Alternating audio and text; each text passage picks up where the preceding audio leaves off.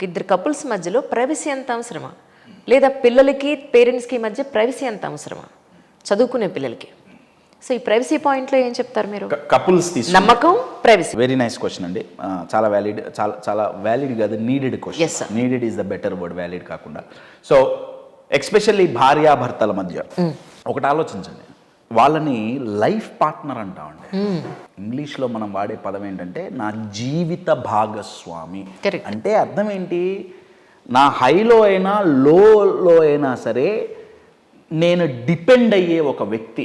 Correct. నా ఆ వ్యక్తి దగ్గరే నేను దాచాల్సి వస్తుంది. దీనికి అర్థాలు రెండు. ఒకటి, నేను తప్పు చేస్తున్నా, నేనేదో తప్పు చేస్తున్నా. రెండు, నేను తప్పు చెయ్యకపోయినా అవతల వాళ్ళు కన్సిడర్ చేసే విధానం ఆర్ ఇన్సెక్యూరిటీ అనే పదం ఉంది కదా, దానివల్ల ఈ ప్రైవసీలు ఎక్కువైనాయండి. కరెక్ట్. భార్యాభర్త నిజంగా అండి, భార్యాభర్తల మధ్య ప్రైవసీ దాన్ని ఏమంటారు, అదొక danger bell to relationship. Especially భార్యాభర్తల మధ్య ఇండిపెండెన్స్. ఏంటండి ఇండిపెండెన్స్? నాకు తెలియదు కదా.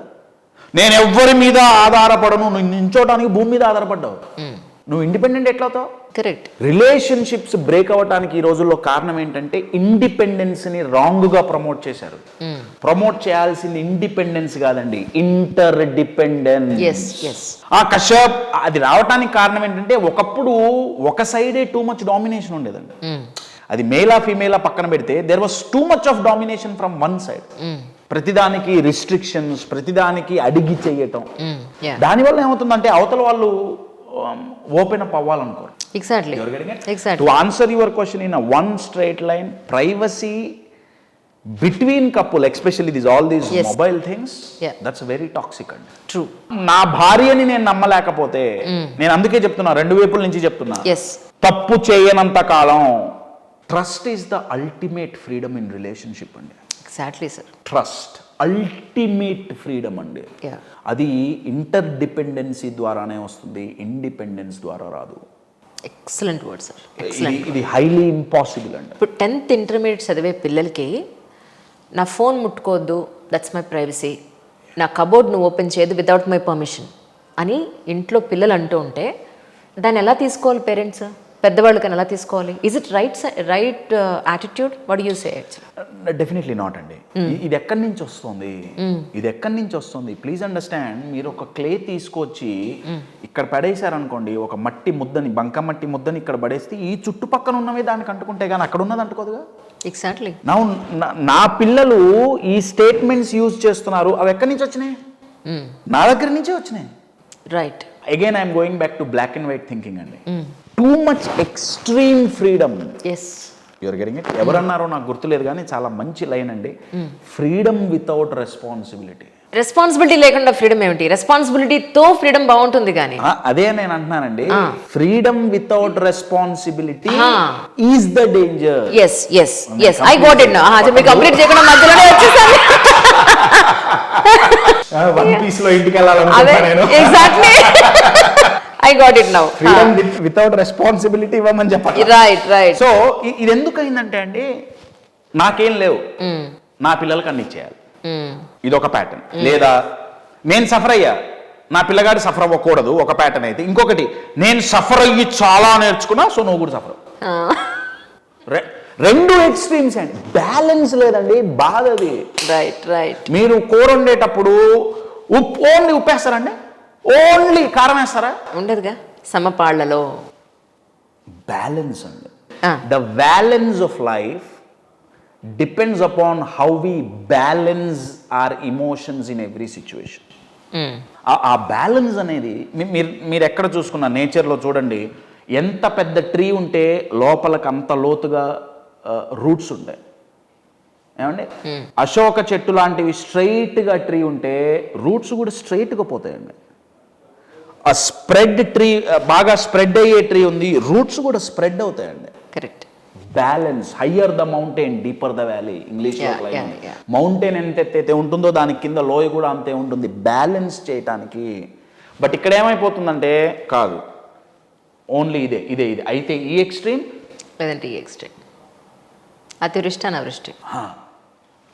సో ఒకటే వృష్టిలో బతికితే సృష్టి కష్టం కదా. అక్కడ ఛాలెంజ్ వస్తుందండి. రైట్. సో దానివల్ల అది పిల్లల తరపు నుంచి అయినా సరే, పేరెంట్స్ తరపు నుంచి అయినా సరే, రిలేషన్షిప్లో అయినా సరే, ఈ ఇంటర్ డిపెండెన్స్ పోయి ఇది రావటానికి కారణం. ఇంకొంచెం లోపలికి పోయి ఆలోచిస్తే అండి, ఇట్స్ అ కెమికల్ ఇంబ్యాలెన్స్ అండి. దీన్ని ఎడ్సో అంటాం. Endorphins, dopamine, serotonin and oxytocin. 4 chemicals which are very very highly needed for human body. First రెండింటిని సెల్ఫిష్ కెమికల్స్ అంటాం. సెల్ఫిష్ కెమికల్స్ అంటే అదేదో రాంగ్ టర్మ్లో కాదు, మనకి కిక్ ఇచ్చేవి. అంటే ఈ కెమికల్ ఈ 2 రిలీజ్ అవ్వడానికి వేరే వ్యక్తితో మనకు పని లేదు. Endorphins and dopamine. Serotonin and oxytocin comes by socializing అండి. Comes by socializing. అయితే ఇక్కడ ఇంబ్యాలెన్స్ అని చెప్తున్నా కదా, గమనించండి. డోపమిన్, ఈజీగా డోపమిన్ వచ్చేవి 3, ఈజీగా ఇన్స్టాంట్గా వచ్చేవి 3. ఒకటి నికోటిన్, కొకైన్, హెరోయిన్. అయ్య బాబోయ్.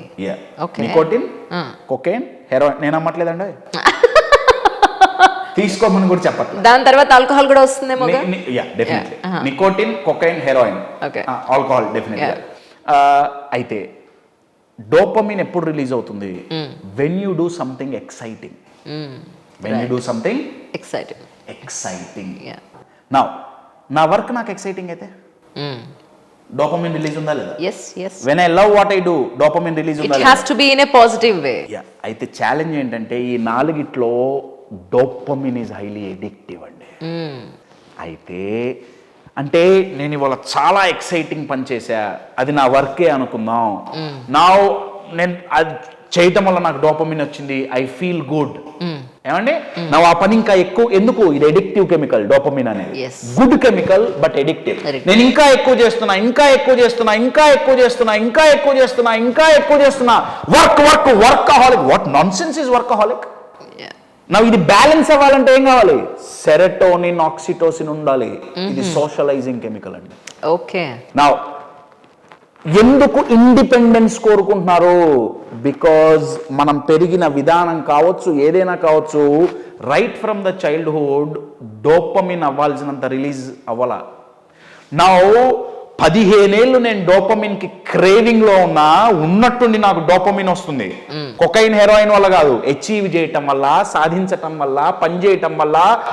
Now that creates independence. అర్థం? ఇండిపెండెన్స్ అంటే ఏ రకంగా? నేనొక్కడిని, నాకు ఇంకెవ్వరు వద్దు.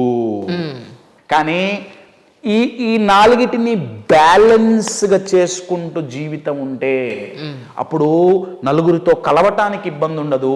At the same time me time అంటాం కదా, మీ టైంకి వాళ్ళు ప్రయారిటీ ఇస్తారు, వీ టైంకి ప్రయారిటీ ఇస్తారు.